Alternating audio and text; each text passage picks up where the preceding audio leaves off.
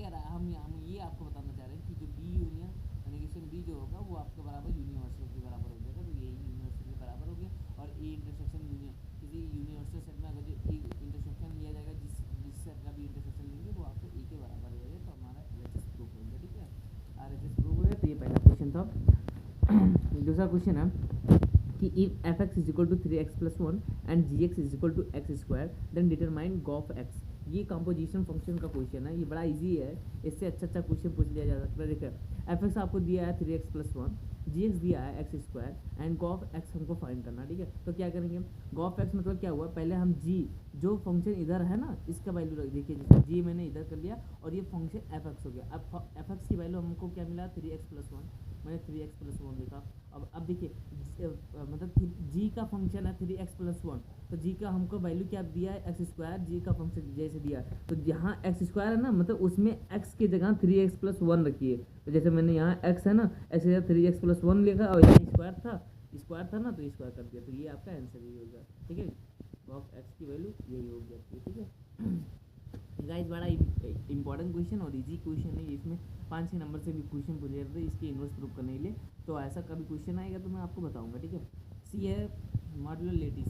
Modular lettuce क्या होता है कि लेटिस एल, ये एल है लेटिस और ये इसका है mid point, sorry joint point, और ये इसका मिड पॉइंट है। ठीक है, is said to be modular if for every a comma b comma c belongs to lattice a. ये इसको आप कह सकते हैं disjunction b conjunction c is equal to a disjunction b injection. मतलब ये क्या कह रहा है, ये कम्यूटेटिव वाला लॉ बता रहा है। ठीक है, हाँ मतलब ये डिस्ट्रीब्यूटिव कम्युनिकेटिव ऐसे ही इसका एक कंडीशन होता है जिसे आपको एक नंबर में ऐसे पूछ लिया जाएगा कि मॉड्यूलर लेटिस क्या है। तो आप इतना आंसर लिख दीजिएगा तो यही आपका आंसर हो जाएगा। उसके बाद में इस पर कुछ ज़्यादा फोकस करने की ज़रूरत नहीं, जो फोकस करने की ज़रूरत होगी मैं उसको आपको बताऊँगा कहाँ फोकस करना। ठीक है, इसके बाद में क्या आते हैं कॉसेट्स।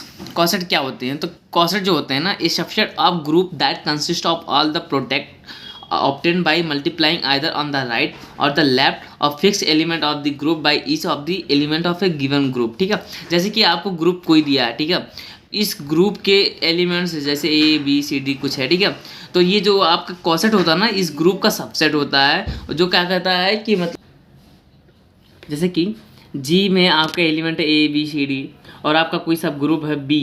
ठीक है, तो ये इस जो जी का एलिमेंट ए का बी में मल्टीप्लाई करना है या तो इधर बी के लेफ्ट में, तो ये आपका ए बी हो जाएगा। मतलब जब भी बी में जितने एलिमेंट होंगे वो सारे मतलब उसमें मल्टीप्लाई होकर आपका नया मतलब ग्रुप बनाएगा। जैसे बी की बात में राइट में करेंगे तो ये बी है जो ये आपका राइट कॉसेट हो गया, ये आपका लेफ्ट कॉसेट हो गया। तो मतलब ऐसे ही आपको बता देना है, एक नंबर में ये क्वेश्चन आता है। ठीक है, अब इसमें कह रहा है कि to convert by quantifiers, convert quantifiers करना है। मतलब इसमें आपको प्रेडिकेट लॉजिक दिया है, उसको क्वान्टिफायर में कन्वर्ट करना है। तो ये क्वेश्चन बहुत बच्चे मिस कर देते हैं। देखिए इसमें कहा है all rational numbers are real numbers. ठीक है, तो इसमें क्या करना है कि जैसे देखिए इसमें कुछ नहीं करना, पहले आप पी एक्स लिखिए।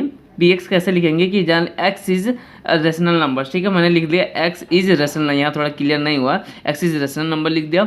उसके बाद में क्या लिख दिया, क्यू एक्स जो है वो भी एक्स इज रियल नंबर। ठीक है, तो ये आपका जब ये आपको कहे आल या फॉर एवरी या सम, तो वहाँ पर एक और चीज़ लगता है ये ऐसे। ठीक है, ये तो ये आपका हो गया ये आल, ये एक्स मतलब क्या हुआ आल रेशनल नंबर, और रेशनल नंबर क्या होते हैं ये मैंने लगा दिया क्यू एक्स मतलब are rational numbers are real number. ये ऐसे ही आपको शो करना है। जैसे कि मैंने इसका एक दूसरा एग्जांपल दे दिया, जैसे everyone who is healthy can do all kinds of the works. ठीक है, तो मैंने यहाँ P x is healthy, P x में लिख दिया एक्स इज हेल्थी और की एक्स में एक्स डू ऑल वर्क। तो यहाँ क्या किया एवरीवन मतलब फॉर एवरीवन मतलब ये चिन्ह लगा सिंबल लगा x P x dash Q x मतलब सब जो मतलब हेल्थी हैं वो अच्छे सब काम कर सकते हैं। ठीक है, तो ऐसे ही आपको प्रेडिकेट में ये क्वेश्चन पूछ लेगा ऐसे कन्वर्ट करने के लिए, इस पर ज़्यादा फोकस देने की कोई बात नहीं है।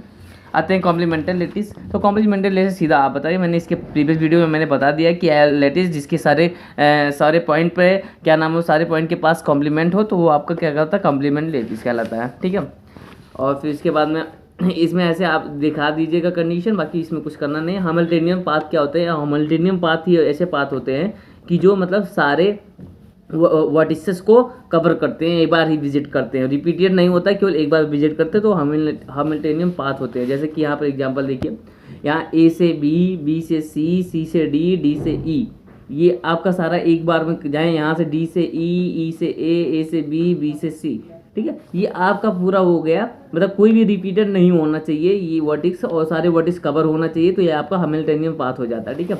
ऐसे आता है binary search tree. Binary search tree में जैसे देखिए आपकी ये देखिए, ये है आपका रूट नोड, ठीक है, और ये होता है लेफ्ट सब ट्री और ये होता है राइट सब ट्री। इसमें क्या बाइनरी सर्च ट्री में आपको क्या लिखना है कि in which left sub tree is always less than the root node and the right sub tree is also greater than the root node. मतलब लेफ्ट हमेशा छोटा होना चाहिए और राइट हमेशा बड़ा होना चाहिए, यही आपको इसमें बताना। मैंने definition, a tree in which left sub tree is always less than node and right sub tree is always greater than the root node is called binary search tree. इसका एग्जांपल मैंने दिया 20 से लेस देन 15 है, 20 से greater than 50 है, ठीक है, बस यही था। अब उसके बाद में सेक्शन भी आ जाते हैं। सेक्शन भी गाइस आपको शो करना है कि मतलब ये इसमें कुछ एक से सेट दे दिया इज इक्वल टू 1 2 3 4 और इसमें सेट दिए हैं, मतलब रिलेशन दिए R1 2 2 3 2 3 2 4 3 2 3 3 3 4 1 1 2 2 3 3 4 4 और R3 दिया 1 3 1 4 2 3 2 4 3 1 और 3 4। इसमें आपको चेक करना है कि रिलेशन R1 R2 R3 जो है रिफ्लेक्सिव है, एंटी सिमेट्रिक है, सिमेट्रिक है और ट्रांजिटिव है। मतलब चेक करना कि क्या क्या है, reflexive, symmetric, transitive, anti symmetric, आप लोग को चेक करना है। तो क्या किया मैंने R1 रिलेशनशिप पहले R1 के लिए देखा, तो देखिए ये सिमेट्रिक होने रिफ्लेक्सिव होने के लिए इसका 1 1 2 2 3 3 4 4 सब होना चाहिए। तो इसमें देखिए केवल 2 2 3 3 दिया है, 1 1 नहीं बिलोंग कर रहा, ना तो 3 4 4 बिलोंग कर रहा, तो ये आपका रिफ्लेक्सिव नहीं हुआ। ऐसे सेम चीज़ देखिए यहाँ 2 3 दिया है 2 3 दिया है तो 3 2 दिया है, ठीक है, लेकिन 2 4 दिया है तो इसका 4 मतलब 2 4 दिया तो 4 2 नहीं दिया, तो वो आपका सिमेट्रिक नहीं हुआ, ठीक है, ऐसे सिमेट्रिक नहीं हुआ। ऐसे 4 3 दिया है, देखिए जो आपका रिफ्लेक्सिव या सिमेट्रिक नहीं होता वो कभी भी एंटी सिमेट्रिक भी नहीं हो सकता। आप डायरेक्ट यहाँ एग्जांपल लिख दीजिएगा, ठीक है, मतलब डायरेक्ट ई कोटेशन लिख कर ये बता दीजिएगा कि ये सिमेट्रिक भी नहीं है, मतलब एंटी सिमेट्रिक भी नहीं है, ठीक है।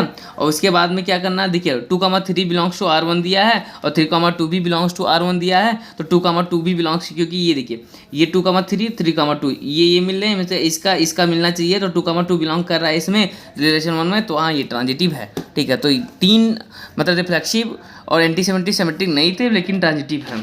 ऐसे रिलेशन 2 में आ जाइए, R2 में 1 1 2 2 3 3 4 4, तो यह आपका रिफ्लेक्सिव है, यस। इसके बाद में सिमेट्रिक, यस, और एंटी सिमेट्रिक, यस, और उसके बाद में क्या हुआ, ट्रांजिटिव, यस। इसको देखिए 1 1 को आप कितने बार इसको देखिए सेट में क्या होता है 1 1 1 1 बहुत सारे बार तुम लिखोगे, ये एक बार मतलब क्या नॉर्मलाइज करके केवल एक बार लिखा जाता है, ठीक है। तो इसी 1 को आप एक बार 2 बार लिख सकते हैं, तो वो सब सारे प्रॉपर्टीज रिफ्लेक्सिव भी फॉलो कर रहा है, सिमेट्रिक भी फॉलो करके, एंटी सिमेट्रिक और ट्रांजिटिव। आप सीधा ये जानिए कि अगर जो कोई सेट दिया है और उसका पूरा रिफ्लेक्सिव एलिमेंट दे दिए हैं तो वो सारा सब कुछ वो फॉलो करेगा, सिमेट्रिक, एंटी सिमेट्रिक, ट्रांजिटिव, ठीक है। ऐसे R3 में आइए 1 3 1 4 2 3 2 4 3 1 3 4 दिया, तो देखिए ये रिफ्लेक्सिव नहीं है क्योंकि कोई भी पेयर्स इसमें नहीं, पूरा पेयर 1 1 2 2 3 3 सब कुछ इसमें आना चाहिए, वो तो है ही नहीं, तो ये पहले रिफ्लेक्सिव तो नहीं है, ठीक है। और सिमेट्रिक भी नहीं है क्योंकि देखिए 1 3 है तो 3 1 समझ में आया, 1 4 है तो 4 1 नहीं आया, 2 3 है तो 3 2 भी नहीं है, तो ये सिमेट्रिक भी नहीं है। एंटी सिमेट्रिक देखिए, एंड जब वो सिमेट्रिक है नहीं तो एंटी सिमेट्रिक भी नहीं रहेगा, जब रिफ्लेक्सिव और सिमेट्रिक नहीं रहेगा तो वो एंटी सिमेट्रिक भी नहीं रहेगा। और ट्रांजिटिव में देख लीजिए, जब 1 3 है, 3 1 है, लेकिन 1 1 बिलोंग नहीं कर रहा, तो ये ट्रांजिटिव भी नहीं है। तो ये आपका सेक्शन ए का पहला क्वेश्चन था। सेक्शन बी का दूसरा क्वेश्चन है कि आपको रिकलेस रिलेशन दे दिए हैं, इसको सॉल्व करना जनरेटिव फंक्शन के द्वारा। तो मैंने इससे पहले जो सेमेस्टर के एग्जाम में था, सेमेस्टर वाले क्वेश्चन में उसमें बढ़िया से उसको रिकलेस रिलेशन मैंने आपको समझाया था जनरेटिव फंक्शन की हेल्प से, लेकिन फिर आज मैं दोबारा रिवीजन कर रहा हूँ, आप बढ़िया से समझ लीजिएगा क्योंकि एक क्वेश्चन तो फिक्स है जनरेटिव फंक्शन से। इसको क्या करना है, मैंने क्वेश्चन पहले ऐसे लिख दिया, फिर इसके बाद में मैंने कहा था कि इसका ऑर्डर देखिए कितना है, जैसे कि बड़े में से छोटा कहता है कि 2, तो सिग्मा R = 2 से इनफाइनाइट x के पावर 8 से मल्टीप्लाई कर देना, मैंने मल्टीप्लाई कर दिया, ठीक है। सिग्मा आर इज इक्वल 2 से इन्फाइनाइट एक्स के पावर आर ए आर, ठीक है। ऐसे एक्स के पावर आर इज इक्वल 2 से इन्फाइनाइट ए के पावर आर माइनस 1 एक्स के पावर आर, ये एक्स के पावर आर और sigma r is equal to 2 से इन्फाइनाइट मैंने सवारे मल्टीप्लाई कर दिया। फिर क्या करना, वैल्यू रखकर इसको एक्सपेंड करना। यहाँ से आर की वैल्यू 2 रखेंगे ना, तो ये a2 x square a2 a3 x cube plus a4 x 4 ऐसे बढ़ता जाएगा, ऐसे ये भी जाएगा बढ़ता बढ़ता, मतलब इसमें रखेंगे तो a1 x square plus a2 x cube plus a3 x के पावर 4 ऐसे जाएगा, ऐसे इसमें रखेंगे 2a0 x square plus a1 x cube plus a2 x 4 plus dot dot जाएगा इज इक्वल टू 0, इधर तो मैंने लिख दिया, ठीक है। आपको बस इसको gx के टर्म में बनाना है। मैंने यहाँ देखिए ये a2 एक्स स्क्वायर से चालू हो तो ये gx minus a0 minus a1 x है, क्योंकि हमने gx का फार्मूला आप लोग को बताया था a0 plus a1 x plus a2 x square plus a3 x cube dot dot जा रहा है, ठीक है। यहाँ देखिए इसमें देखिए गाइस a2 एक्स स्क्वायर से हमको मिला, a2 एक्स स्क्वायर से मिल रहा सीरीज, बाकी इधर वाला नहीं मिला, ये दोनों तो ये इधर चले जाएंगे, क्या हो जाएंगे gx minus a0 minus a1 x किसके बराबर हो जाएगा, a2 एक्स स्क्वायर से चालू हो गया, तो ये तो सेम यहाँ चीज़ देखिए a2 x square plus a2 x cube plus a4 x 4 से है ना, तो इसकी value gx minus a0 a minus a1 x हो गया। ऐसे इधर देखिए a1 x square plus a1 x square है ना, तो मैंने यहाँ x कॉमन ले लिया, a1 x plus a2 x square, तो ये देखिए a1 से चालू हुआ तो यहाँ से gx की वैल्यू हमारा आ जाएगा gx माइनस a0 हो जाएगा। ऐसे यहाँ इसमें देखिए इसमें मैंने एक्स स्क्वायर कॉमन ले लिया था, देखिए इसमें एक्स स्क्वायर मैंने कॉमन ले लिया तो a0 plus a1 x plus a2 x बचा है, देखिए a0 plus a1 x plus a2 x square plus dot dot गया, तो ये देखिए ये डायरेक्ट a0 से चालू है तो ये इसकी वैल्यू हो जाएगी आपकी gx। तो अब इसको सॉल्व करने हैं हमको, केवल यहाँ से वैल्यू gx निकालनी है, तो जैसे gx माइनस 2 माइनस 3 केवल हमको लास्ट तक gx की वैल्यू यहाँ से निकालनी है, तो gx की वैल्यू मैंने क्या किया यहाँ से निकाल लिया, ये देखिए gx की वैल्यू मैंने निकाल दिया, यहाँ gx 1 minus 3x plus 2x square, बाकी सब माइनस इधर जो भी बचा है ऐसे लिख दिया, और फिर सबको इधर पछांदर करके इसकी सीधी सी वैल्यू gx की यहाँ से यहाँ तक आएगी। ये सब आप अपना सॉल्व कर लीजिएगा। अब ये देखिए ये यहाँ आ गई, इसका पार्शियल फ्रैक्शन करके मैंने इसकी वैल्यू ये निकाल दी, ठीक है। अब पार्शियल फ्रैक्शन हो मतलब अभी पार्शियल फैक्टर नहीं, अभी ये फैक्टर मैंने निकाला, अब इसका पार्शियल फ्रैक्शन निकाल लीजिए। पार्शियल फ्रैक्शन ऐसे मैंने आपको बताया था मेथड, ये अपान 2x माइनस 1 कर दीजिए और प्लस b अपान x माइनस 1, और इसको सॉल्व करेंगे, x की वैल्यू रखते पुट करेंगे तो a और b की कुछ वैल्यू आएंगी, उसको सॉल्व कर लीजिएगा। जैसे यहाँ पर b की वैल्यू माइनस 1 आई है, a की वैल्यू भी माइनस 1 आई है, फिर क्या करेंगे उसी gx की वैल्यू कितना आई थी, gx की वैल्यू माइनस 1 अपान 2x माइनस 1 माइनस 1 अपान x माइनस 1, ठीक है। क्योंकि मैंने ये a अपान था ये b अपान था, दोनों का वैल्यू माइनस 1 आया तो मैंने यहाँ पुट कर दिया। उसके बाद में क्या किया, इसमें माइनस कॉमन ले लिया तो 1 माइनस 2x हो गया, तो ये माइनस जो था बाहर ऊपर प्लस हो जाएगा। ऐसे इसमें भी माइनस कॉमन ले लिया तो ये माइनस माइनस प्लस हो जाएगा, 1 अपान 1 माइनस x हो जाएगा, ठीक है। अब देखिए ये r, अब ये देखिए gx आया है, जैसे हम लोग लाप्लास ट्रांसफॉर्म में क्या करते थे, जैसे कि lx था हम लोग को मिलता था, इधर कुछ था तो हमको x चाहिए था, तो जो x जो आपको हो गया वो लाप्लास इनवर्स हो जाता था। जैसे हम जेड ट्रांसफॉर्म में ऐसे कुछ हमको जेड ट्रांसफॉर्म में y था कि अगर जो मतलब क्या नाम है इधर कुछ था मतलब हमारा, तो इधर अगर जो हमको y चाहिए था तो वो इनवर्स हो जाता था इधर, ठीक है। तो सेम चीज़ यहाँ है जेनेरेटिव फंक्शन में, इधर मैंने हमको ये इतना मिल गया, हमको ए का फॉर्म r में चाहिए तो क्या हुआ इधर चला जाएगा, इनवर्स लिया जाएगा। इसका डायरेक्ट फार्मूला होता है जैसे कि 1 अपान 1 माइनस 2r, तो ये 2x, तो ये 2 के पावर r हो गया प्लस 1 के पावर r हो जाए। जैसे कि मैं फार्मूला बता रहा हूँ कि जैसे देखिए gx ऑफ फार्मूला होता है gx ऑफ ax, ar का फार्मूला होता है 1 अपान 1 माइनस a, और कोई भी वेरिएबल लीजिए। ऐसे ही देखिए सेम चीज़ इससे आप कंपेयर करेंगे यहाँ पर तो सेम चीज़ आपको मिल रहा है, ठीक है, ये x, ठीक है। तो सेम चीज़ यहाँ ऐसे मिल रहा, तो ये आपको ऐसे फार्मूला हो जाएगा। ये यहाँ देखिए 2 जो है यहाँ पर a है तो 2 के पावर r, प्लस यहाँ देखिए यहाँ पर जो 1 है आपका a है तो 1 के पावर r, तो ये आपका ऐसे सोल्यूशन वेल मेंटेन हो जाएगा, ठीक है। तो सेक्शन बी का भी थर्ड पार्ट आते हैं। इसमें क्या करना है कि पॉसेट दिया है, पॉसेट लैटिस है या नहीं आपको डिटरमाइन करना। मैंने बताया था लैटिस क्या होते हैं, जिसका हर एक पेयर एवरी पेयर पे क्या होना चाहिए, मतलब एवरी पेयर का LOB और GLB पता होना चाहिए। तो देख लीजिए यहाँ पर अभी LOB GLB कैसे निकालेंगे मैं बता रहा हूँ। जैसे मान लीजिए कोई भी पेयर पकड़ लीजिए, EF पकड़ लिया मैंने, ठीक है, फॉर पेयर EF ले लिया, तो इसके लिए अपर बाउंड के लिए देखिए E को E और F, इसके ऊपर EF जा रहा है। जैसे देखिए मैंने क्या किया, यहाँ मैंने डायरेक्ट लिख दिया है अपर बाउंड, जैसे आपका हो जाएगा EF के लिए अपर बाउंड आपका हो जाएगा F कॉमन हो। जैसे देखिए E को आप कैसे लिखेंगे EF, और F को क्या लिख सकते हैं आप केवल F, तो इन दोनों में कॉमन क्या है F, तो ये आपका अपर बाउंड हो गया। ऐसे लीस्ट अपर बाउंड क्या हुआ कि जो मतलब उसमें सबसे छोटा हो अपर बाउंड में, तो एक ही चीज़ है तो वो भी छोटा वही माना जाएगा। तो ये आपका ये हो गया लीस्ट अपर बाउंड। और लोअर बाउंड भी ऐसे देखिए आपका ABCDE हो जाएगा और ग्रेटर लोअर बाउंड E। इस पे तो आपको GLB LUB दोनों मिल चुका है। लेकिन अब देखिए ऐसा कोई देख लीजिए जहाँ नहीं मिल रहा है, ठीक है। सिंस लेकिन यहाँ पर ऐसा है ना, यहाँ पर सब कुछ मिला देखिए, कह रहा है since every order pair has both least और upper bound and greater lower bound has lattice percent is lattice. देखिए एक्चुअली क्या है, इसमें कहीं भी आप देखेंगे ना तो सब जगह आपको इसका मतलब LUB GLB मिल जाएगा। तो ये क्या हो जाता है, ये परसेंट आपका लैटिस हो जाएगा। देखिए अब बहुत बंदे ये क्वेश्चन पूछते हैं कि कितना पेयर में हम दिखाएंगे, कम से कम एक या दो कम से कम दो तो दिखाई दीजिए, दो पे कि हाँ GLB LUB मिल रहा। पहले आप अपने मन में देख लीजिए कि हाँ मिल नहीं रहा, जहाँ नहीं मिल रहा पहले उसको एक बार, जहाँ मिल रहा वो दिखा दीजिएगा और जहाँ नहीं मिल रहा होगा उसको दूसरे टाइम में दिखा दीजिएगा। तो जिससे आप लिख दीजिएगा कि हाँ अगर जो उसका GLB LUB नहीं फाइंड हो रहा तो वो क्या नाम है, परसेंट लैटिस नहीं है।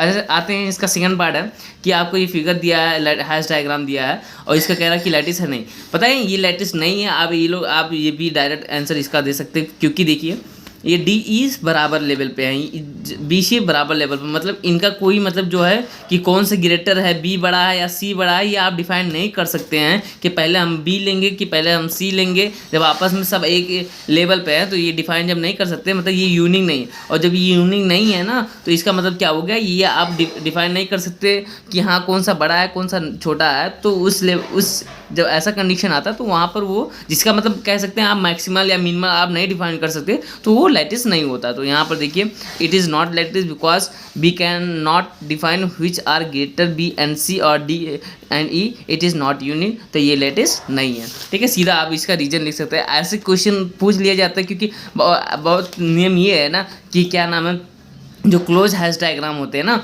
वो हमेशा लैटिस होते हैं, लेकिन हमेशा नहीं होते। ऐसी कंडीशन में नहीं होते जहाँ पर जो आप ये ना डिफाइन करें कि मैक्सिमल कौन से हैं, इसमें मैक्सिमम कौन है, D बड़ा है कि E बड़ा है। तो ऐसी कंडीशन में आप ऐसा नहीं डायरेक्ट ऐसे नहीं लिख सकते कि हाँ लैटिस है, ठीक है। आपको इसका चेक करना पड़ेगा, ठीक है। उसके बाद में 2 का D आया है कि यहाँ पर दिया है कि C आपको दिया है कि चीज़ इज़ गुड। एक्चुअली देखिए क्वेश्चन में देख लीजिए, suppose that C is equal to the cheese is good and F is equal to the French fries are greasy and W is equal to the wings are spicy। तो इसको आपको translate करना है logical statement में, logical statement into words में। ये क्या किया, निगेशन C मतलब C का not, the cheese is not good हो जाएगा। फिर ये क्या है, ये एंड है, एंड F मतलब the French fries are greasy, और ये कंडीशनल है। पहले इफ़ लगा देंगे और ये W का जो भी है लिख देंगे जैसे हम बता रहे हैं अंदर। देखिए यहाँ पर क्या लिखा, if the cheese is not good, negation C मतलब if the cheese is not good and ये एंड लगा, and the French fries are good. फिर ये क्या है, इफ़ लगा है, इसके यहाँ पर जब ये कंडीशनल तो यहाँ देन लगेगा, then the wings are the spicy. बस इतना ही आंसर था, बड़ा सिंपल है, आप लोग जान लीजिएगा। ये निगेशन नॉट मतलब क्या, ये नॉट लगा देगा, निगेशन मतलब नॉट, ये इसका मतलब एंड हो गया, ये हो गया, और हो गया। तो ये सब आप बेसिक चीज़ें ये ध्यान दीजिएगा क्योंकि ऐसे ही क्वेश्चन आप लोग को पूछ लेगा, ठीक है। और ये देखिए इसका मतलब हो गया इफ़ देन, ठीक है। तो ये मैंने यूज़ करके आपको बता दिया। इसके बाद में इसी में कहा गया कि ये आपको एक दिया है क्या नाम है, लॉजिक मतलब दिया है लॉजिक फार्मूला, इसका आपको टेबल कंस्ट्रक्ट करना। तो क्या करना है, देखिए पहले डिफाइन करिए कि कितने वेरिएबल्स है, PQR 3 चीज़ें हैं। तो PQR का हमको 0 मतलब 8 वो बन जाएगा। आप लोग को पता है जो बुलियन अलजेब्रा हम लोग पढ़े हैं, 0 3 बिट के लिए कितने ज़्यादा कितने काउंटिंग होते हैं, 0 to 7 मतलब कितने बिट्स, 8 बिट। तो सेम चीज़ यहाँ देखिए, ये जाने 0 जो 0 है वो फॉल्स होता है और जो ट्रू होता है वो 1 होता है, मतलब 1 हो वो ट्रू होता है। ये जाने मैंने 0 से 7 तक लिखा, ऐसे आप लोग लिख लीजिए 3 4 5 6 7।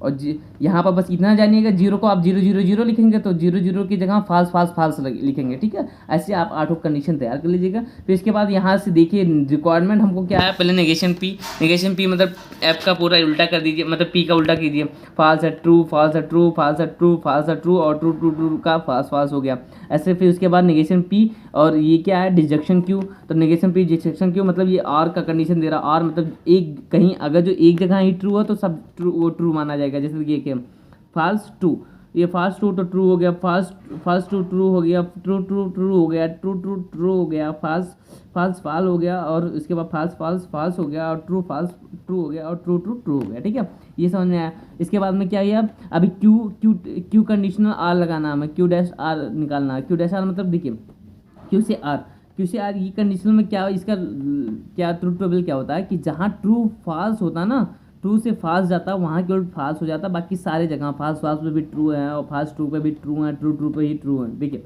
क्यू से आर फॉल्स पे ट्रू, फॉल्स ट्रू पे ट्रू, ट्रू फॉल्स पे केवल फॉल्स है, बाकी ट्रू पे ट्रू है, फॉल्स पे ट्रू है, और उसके बाद फॉल्स ट्रू पे ट्रू है और ट्रू फॉल्स पे फॉल्स है और ट्रू पे ट्रू है। उसके बाद में ये बाय कंडीशन लगा। बाय कंडीशन मतलब क्या होता है कि जहाँ सेम है वो वहाँ पर क्या हो जाएगा, ट्रू हो जाएगा, बाकी जहाँ डिफरेंट है वहाँ पर मतलब फॉल्स हो जाएगा। जैसे देखिए इसका निकाला, ट्रू पे ट्रू हो गया, ट्रू पे ट्रू, ट्रू फॉल्स पे फॉल्स हो गया, ट्रू पे ट्रू हो गया और फॉल्स ट्रू पे फॉल्स हो गया, फॉल्स ट्रू पे फॉल्स हो गया, ट्रू फॉल्स पे फॉल्स हो गया और ट्रू पे ट्रू हो गया। ठीक है गाइस, ये आपका हो गया पूरा कंडीशन। और उसके बाद में क्या नाम है, आगे कुछ मैंने क्लिक कर दिया। देखिए गाइस, अब आते हैं सेक्शन सी के बारे में। वहाँ पे तीसरा का पहला क्वेश्चन जो दिया है, कहा कि 3 नॉन एम्प्टी सेट है ए बी सी। और हाँ, तो आपको क्वेश्चन सी थर्ड का सेक्शन थर्ड सी का थर्ड का एक क्वेश्चन कहा कि a cross b minus c is equal to a cross b minus a cross c. ये you have to prove this, okay by the, मतलब आप properties लगाकर, आपको इस सेट का प्रॉपर्टीज लगाकर इसको आपको प्रूव करना है। ये कार्टेशियन प्रोडक्ट है। इसके पहले मैंने प्रीवियस सेमेस्टर का जो सोल्यूशन उसमें आपको भेजा, उसमें डिस्ट्रीब्यूटिव लॉ जो कार्टेशियन प्रोडक्ट का था मैंने आपको बढ़िया समझाया था। उसी चीज़ से मैं आप दोबारा आज ये समझा रहा हूँ आपको। आप लोग इसको ध्यान दीजिएगा। पहले मैंने आपको सबसे पहले इसमें बताया था कि आप एलएचएस लीजिए तो एक नहीं, इसमें जैसे कि x belongs to a cross b minus c नहीं लिया जाएगा। इसमें 2 element x comma y belongs to a cross b. जो x होगा वो पहले सेट से बिलोंग करेगा, y जो होगा दूसरे सेट से बिलोंग करेगा। जैसे x belongs to a and लगा दिया, y belongs to b minus t. ये इतना आपको समझ में आया। ऐसे x बिलोंग्स टू a और ये एंड है y बिलोंग्स टू b, और देखिए माइनस लगा मतलब ये c नहीं बिलोंग कर रहा, y does not belongs to c। ऐसे देखिए x belongs to a and x belongs to a आप हम लोग लिख सकते हैं अपने से। इसके पहले वाले सेशन वाले वीडियो, सेमेस्टर वाले वीडियो में मैंने ऐसे ही बताया था आपको। और y belongs to b and y belongs does not belong to c।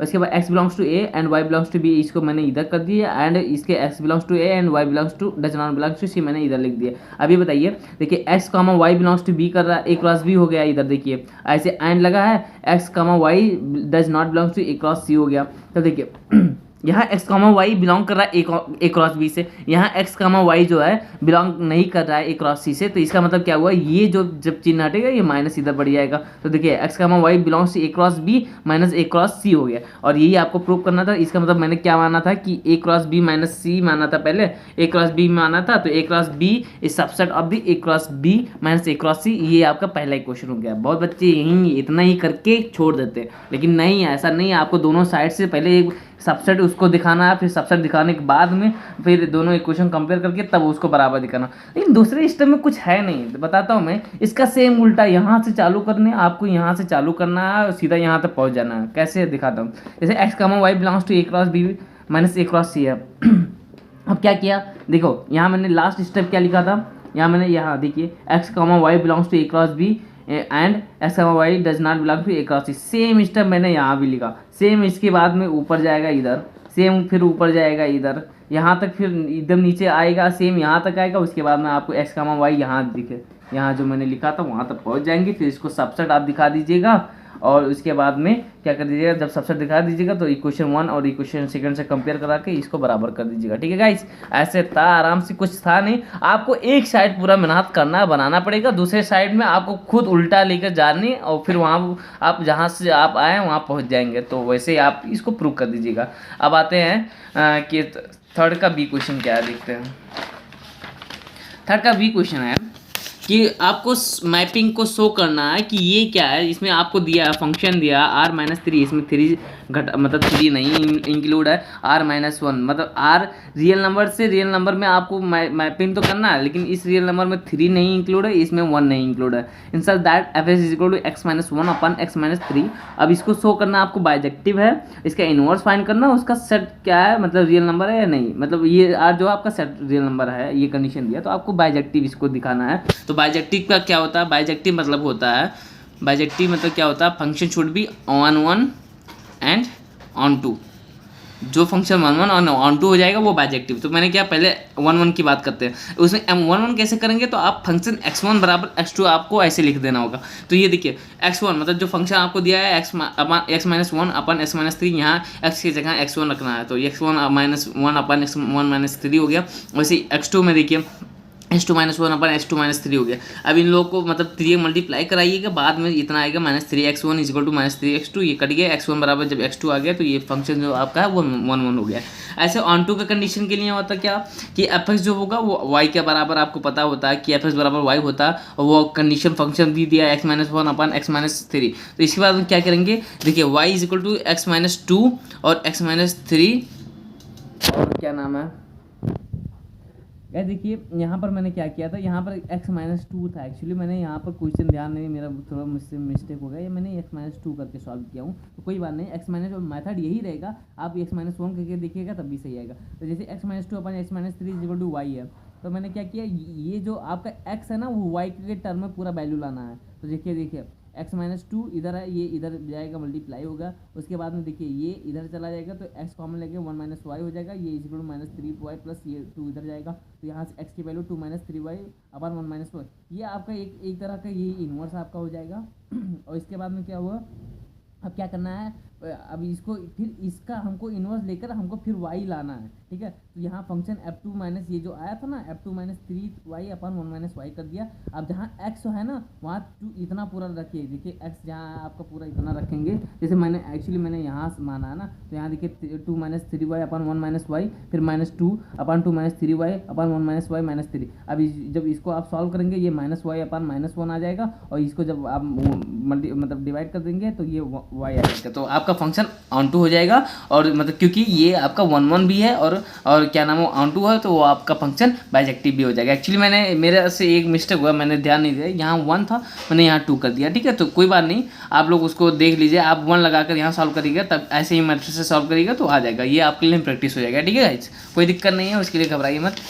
आते हैं 3 का सी में आपको क्या करना है कि आपको मैथमेटिकल इंडक्शन को यूज़ करके इसको प्रूव करना है कि डिविजिबल बाय 43 है या नहीं है, ठीक है। तो कोई बात नहीं, बड़ा इजी क्वेश्चन है ये क्वेश्चन, ऐसे क्वेश्चन फिक्स आते हैं मैथमेटिकल इंडक्शन के, इससे आप अचीव कर सकते हैं नंबर गेनिंग, ये लोग क्वेश्चन है। जैसे कि यहाँ पर क्या हुआ, इसको मैंने मान लिया कोई स्टेटमेंट पी एन है, एन के टर्म में मैंने P N is 6 n + 2 + 7 n 2 के पावर n + 1 कर दिया, ठीक है। उसके बाद क्या किया, पुट मैंने पहले इंडक्टिव, इसमें 3 स्टेप होते हैं, इंडक्टिव बेस, इंडक्टिव हाइपोथेसिस, और उसके बाद में क्या होता है इंडक्टिव स्टेप। 3 स्टेप होते हैं, 3 स्टेप को आपको ट्रू करना है, तो आपका जो स्टेटमेंट होगा वो ट्रू हो जाएगा। जैसे कि पुट n = 1, पहले स्टेप में n = 1 रखेंगे, तो 6 के पावर जहाँ यहाँ देखिए फंक्शन ये दिया है ना, वहाँ पर जहाँ n वहाँ 1 रखिए, 1 + 2 हो जाएगा, +7 × 2 के पावर n 2 × 1 + 1। तो इसको जब सॉल्व करेंगे 6 के पावर 3 + 7 की पावर 3, और इसको जब पूरा उसका वैल्यू रखेंगे तो ये 559 आएगा, जो कि डिविजिबल है 43। तो पहला जो स्टेटमेंट आपका ट्रू हो गया। ऐसे सेकंड में क्या हो गया, n = k रखेंगे तो 6k + 2 हो जाएगा, +7 2k + 1। इसमें क्या करते हैं, इसको एजप्शन मानते हैं। अगर यहाँ वैल्यू आप रखेंगे n > 1 तो ये सही माना जाएगा, लेकिन इसको हम अभी एजप्शन माना, ये स्टेप हम लोग मान ही लेते हैं पहले कि हाँ ट्रू है, ठीक है। आगे चलते हैं स्टेप नंबर 3 पे, इंडक्टिव स्टेप पे। इसमें क्या होता है कि k + 1 होता है, उसके बाद में क्या हो, इसमें n की वैल्यू हमको k + 1 रखना होता है, और उसके मैंने रखा तो ये 6k + 1 + 2 + 7 2k + 1 + 1। अब इसको सॉल्व करेंगे 6k + 3 + 7 2k + 3, इतना वैल्यू आई, ठीक है। लेकिन अब यहाँ से आपको बनाना पड़ेगा हमको, ये देखिए ये इसके फॉर्म में पहले लाना पड़ेगा, ताकि ये जो है ये 43 से डिविजिबल है, ठीक है। तो देखिए 6 के, और देखिए ये k + 2 था तो मैंने इसको भी k + 2 बना दिया, तो k + 2 बना दिया तो 1 6 की पावर इधर आ गया। ऐसे इसमें क्या था 2k + 1 था, तो इसमें 7 2k + 1 बना दिया, तो 7 की पावर 2 इधर बच गया, ठीक है। तो अब देखिए ये देखिए 6k + 2 × 6 हुआ इधर, ये 49 7 की पावर 2k + 1 हो गया। अब देखिए ये 6k + 2 × 6 ऐसे रहेगा, ये 49 को आप लिख सकते हैं 43 + 6, ठीक है। 43 + 6 रखेंगे तो आपका 49 हो जाएगा। तो ये 43 7 2k + 1 हो गया, +6 × 7 2k पावर 7 की पावर 2k + 1 हो जाएगा। कोई दिक्कत नहीं है, ये इसकी इतनी वैल्यू यही होगी, ठीक है, आप लोग जानते हैं ये। बस क्या करना है, मैंने 6 कॉमन ले लिया, इसमें देखिए इन दोनों में, इसमें और इसमें 6 कॉमन ले लिया, तो जब इन दोनों में आपने 6 कॉमन ले लिया तो ये देखिए 6k+2+7 2k+1 प्लस ये इधर बचा 43 7 2k पर। ये देखिए ये तो ऑलरेडी 43 से डिवाइड है, ओके, इसमें कोई दिक्कत नहीं है। ये देखिए ये आपको फ्रॉम इक्वेशन 1 से देखिए कि ये हम लोग को एजप्शन सेकंड स्टेप में माना था कि हाँ ये 43 से डिवाइड है, तो दोनों इसको मान लीजिए मैंने 1 माना, इसको सेकंड माना, तो 1 एंड सेकंड बहुत डिवाइड बाई 3, तो स्टेप 3 भी आपका pk+1 जो आपका ट्रू हो जाएगा। और जब ट्रू हो गया तो इसका मतलब क्या हुआ, ये आपका मतलब स्टेप नंबर 3 है, मतलब ये पूरा आपका स्टेटमेंट जो हो गया वो भी ट्रू हो गया। ठीक है गाइस, तो ऐसे आपका क्वेश्चन था, इसको आप ऐसे स्टेप नंबर 1 2 3 करके प्रूव कर दीजिएगा। क्योंकि वीडियो लंबा हो रहा है तो इसलिए हम सोच रहे हैं कि इसको दूसरे पार्ट में बनाएंगे, बाकी जो फोर्थ और 5 एंड 6 जो पार्ट है ना, ज़्यादा टाइम नहीं लगेगा उसमें, तो वो हम लोग बाद में बनाएंगे। अभी इतना आप लोग पहले से पढ़िए और कुछ टाइम बाद में वो भी हम वीडियो आपको अवेलेबल करा देंगे। ठीक है गाइज, अगर जो आपको मेरा वीडियो पसंद आ रहा है तो लाइक करिए, शेयर करिए, कमेंट करिए, और उसके बाद में कोई प्रॉब्लम हो, कहीं गलती हो गई तो उसको भी आप कमेंट करिए, और कोशिश करिए कि हाँ हमको भी मोटिवेट करते रहिए आप अपना लाइक करके, कमेंट करके। ठीक है गाइज, तो यही आपसे उम्मीद है कि आप पेपर में बढ़िया करके आएंगे और तैयारी बढ़िया से करिए, सीरियस रहिए। एक दिन के बाद में आपका पेपर है तो अभी सीरियस हो जाइए और खूब मन से पढ़िए। बस यही आपसे हमारी कामनाएं हैं। धन्यवाद, मिलते हैं अगली वीडियो में। Thank you.